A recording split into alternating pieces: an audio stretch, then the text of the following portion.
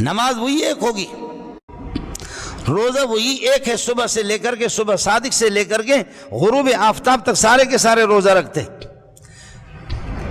یہ بھی اس کا حکم ہے۔ لیکن عجیب اس کی تاثیر ہے، اور روزے دار کو اللہ سے کتنا قرب حاصل ہے۔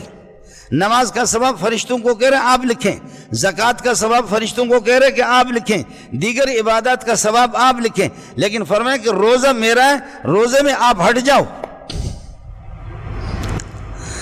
روزے میں کہہ رہے کہ آپ ہٹ جاؤ، فرشتوں کو کہہ رہے کہ روزہ میرا ہے، اس کا بدلہ میں اللہ خود دیتا ہوں۔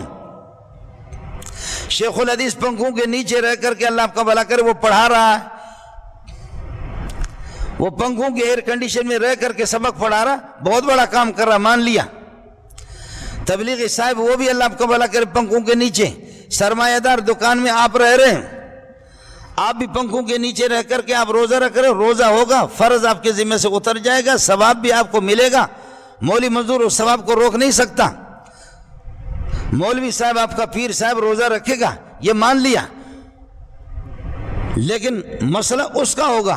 کہ جو ڈمپر بھر دیتے بیلچہ سے اس شدید گرمی کے اندر ریت اور بجری ڈال کر کے ڈمپر بھر دیتے، وہاں سے لا کر کے پھر اس کو اتار بھی دیتے ہیں۔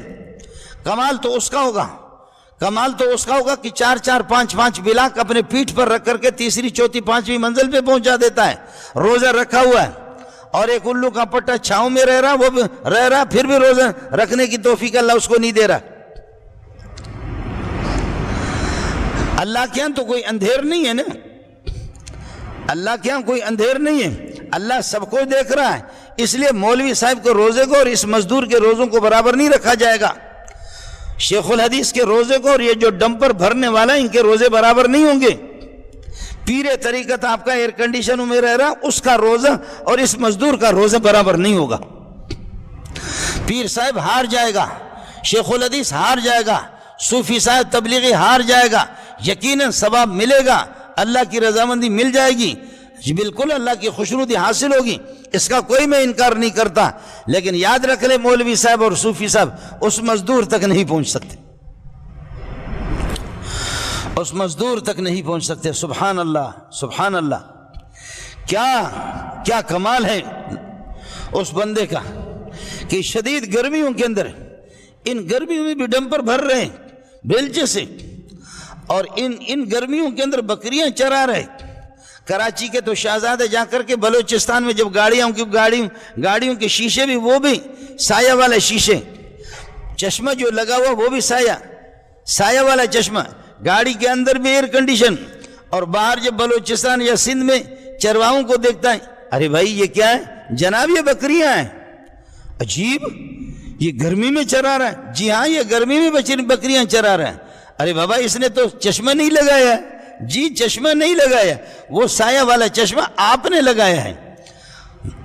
وہ گاڑی کے شیشے سایہ والے آپ نے لگائے ہیں، اور ایئر کنڈیشن آپ کی گاڑی میں لگی ہوئی ہے، وہ ظالم اس طرح بکریاں چرا رہا، روزہ رکھا ہوا اس نے،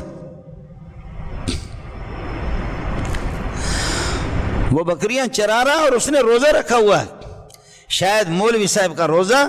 اور اللہ آپ کو بھلا کرے اس چرواہے کا روزہ برابر نہ ہو، اس لیے علامہ سمرقندی رحمۃ اللہ علیہ فرماتے ہیں اگر اخلاص کسی کو سیکھنا ہے تو چرواہوں سے جا کر کے سیکھ لو،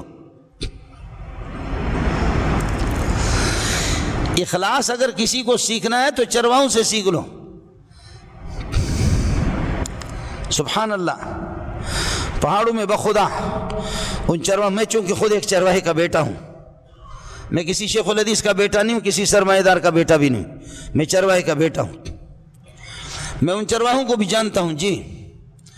ایک بھی نہیں ہے آپ کے شہر والوں کی طرف بے ہمت، ایک بھی نہیں ہے جو روزہ نہ رکھے۔ وہاں روزہ نہ رکھنا ان علاقوں کے اندر کفر ہے، وہ کافر کا بچہ ہوگا جو روزہ نہیں رکھے گا، اس کو وہاں کے لوگ جو تو جوتے ماریں گے، چاہے وہ بکری چرا رہا ہے یا ہاری ہے، زمین میں ہل چلا رہا ہے، کاشتکاری کر رہا ہے، وہ مزدوری کر رہا ہے، روزہ اس نے رکھنا ہے۔